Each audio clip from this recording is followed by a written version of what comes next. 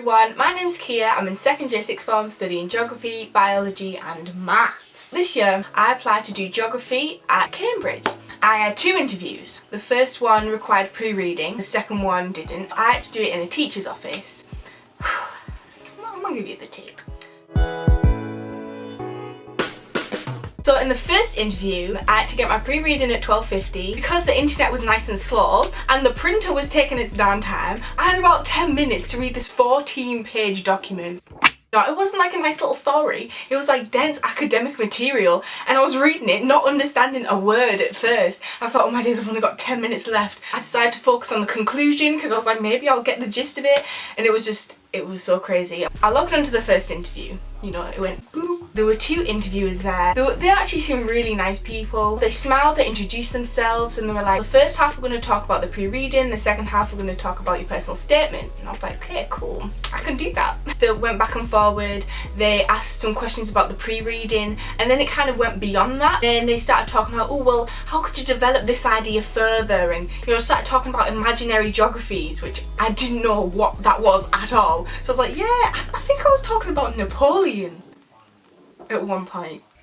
I don't know how that links to geography, but I started talking about Napoleon and colonialism. It was mad. And the interviewers don't give anything away in their facial expressions. They'll be nodding. They'll just be like, throughout the whole thing, and you're like, am I doing it right? Am I waffling? Like. And one thing that filled me with confidence is they asked me a question on my personal statement about the extracurricular section. So I was talking about how music helped Black people in particular all across the world advance through social mobility and things like that. And I was doing a study at the time about jazz and rap and blues and the evolution of Black music, and she asked me things about that and I loved it. I just went on a massive rant. Not really a rant, more like passionately speaking. So I think that probably put me in good stead. So that was the first interview. At the end, they didn't ask if I had any questions. They asked if I had any book recommendations for them. And I did. I'll get it actually. I recommended this. If you're interested, I've put the link in the description box. Factfulness by Hans Rosling. I love this book. And you know what, I might even do a whole video about this book. It's my favourite, period. So yeah, that was the first interview.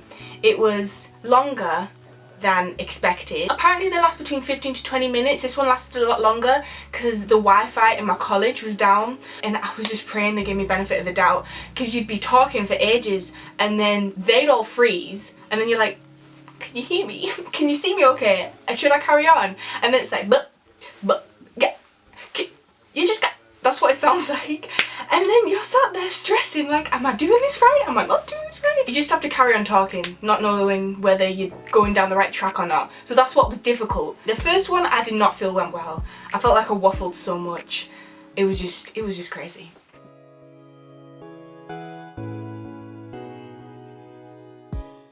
Now the second interview, I prayed so hard and God came in and delivered. So the second interview was so much better. The Wi-Fi was working better. No, same thing, I logged on, the two interviewers were there, they were smiling, they outlined the structure of the interview. They said, right, I'm gonna ask you a few questions, then they're gonna ask you a few questions, is that okay? And I was like, yeah, that's great. I'm down. I didn't say that. With geography, I did a lot of prep, so I expected them to give me a map, a graph, and me to interpret it, and they did. They shared their screen, showed this map, and I had to describe it, talk about, you know, the anomalies and name places and give reasons. I mean, it was tough, but I actually quite enjoyed it because I like geography, and if I didn't like it, then I obviously wouldn't be applying. I had to interpret it. I was buzzing. She was like, oh, what'd you say? It was like, can you sum up biodiversity loss in one word? I was like, extinction. But then one thing they did ask is, how do my other subjects interlink? So I'd take biology, geography, maths, right? And she was like, could you give me some examples about how biology and geography cross over? I didn't think about this. So I was like, statistical analysis. And she was like, any particular examples? And I was thinking back to my biology lesson. I was like, chromatography. I don't know. Like in geography, you know, you might want to do an experiment and you'll need to calculate standard deviation or do error bars or something. I went into a little maths loop. In this interview, they smiled a lot more. And it was actually really encouraging. It sets you at ease when the interviewers are smiling. Like, they want to see you succeed, so they're trying to bring the best out of you. So if they're pushing you, you need to respond like, you need to respond, basically. She asked me, do you know of any migrating bird species? I said no. And then she was like, that's okay. So cuckoo birds, and then they give you information, and it's you have to be like, right, I don't know anything about this, but I'll take this new information and kind of adapt it. I can see where they're coming from, I can link it to things I already know. That's the whole point of an interview. At the end of that, they asked, do you have any questions for us? I said no. They were like, no problem. Have any book recommendations? I recommended that same book. It felt like it went so much quicker, and I actually enjoyed the second interview. I think we tend to build it up in our heads and get dead worried about it. This Oxbridge interview, you know, it's gonna be terrible. They're gonna, you know, open a book and be like, tell me the first thing on this page of this book. But you just need to not think about it like that. It's just an academic conversation with two people who love the subject and want to see if you love it. So they're going to throw information at you, make you think on your feet, and it's up to you to just calm down, breathe, and show them what you know. So first things first, right, I wrote this down.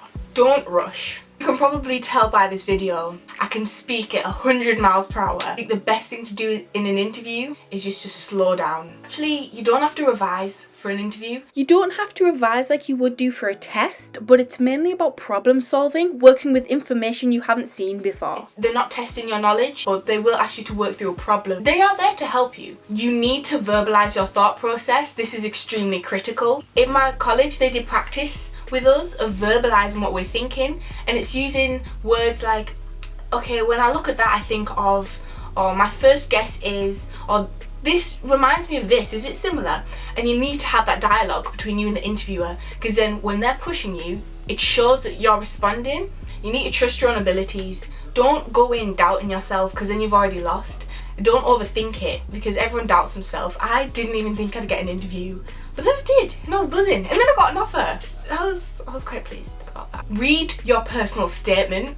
Read through your personal statement, because it's likely that they'll expect you to know a lot about what you wrote, so you feel confident talking about it. Think of what they might ask you. In both my interviews at the start, they were like, why geography? If you're going for economics, law, English, do the basic questions, write it out even. Be like, why English? Why economics? They might not ask you, but then again, they might. And if they do, you need to be prepared, because that's a box standard simple question. Think about how your subjects relate to each other. I didn't think about that. So when she asked me, I kind of panicked a little bit. Prepare for an interview so that you feel less nervous going into it. Naturally, you will feel nervous. That's normal, because it's less so about having answers ready, more about feeling how you feel ready. It was nerve-wracking, I can't lie. I was sweating, but I enjoyed it, and I'm glad that I did it. I remember telling myself, even if I don't get an offer, I still know that this experience, I learned from it. And it's not scary. If you go into an interview thinking it's scary, you're probably going to be a little bit more stressed. I hope you enjoyed this video, me talking about my Cambridge interview experience. If you've had an interview at any university, put what happened to you, the craziest things they said, in the comment. And if you do have an interview for Oxford, Cambridge or any other university, then good luck, you're going to do mint. I hope this is helpful. That's everything from me. Like, subscribe, leave a comment down below. Everyone says that. I don't know whether. Okay.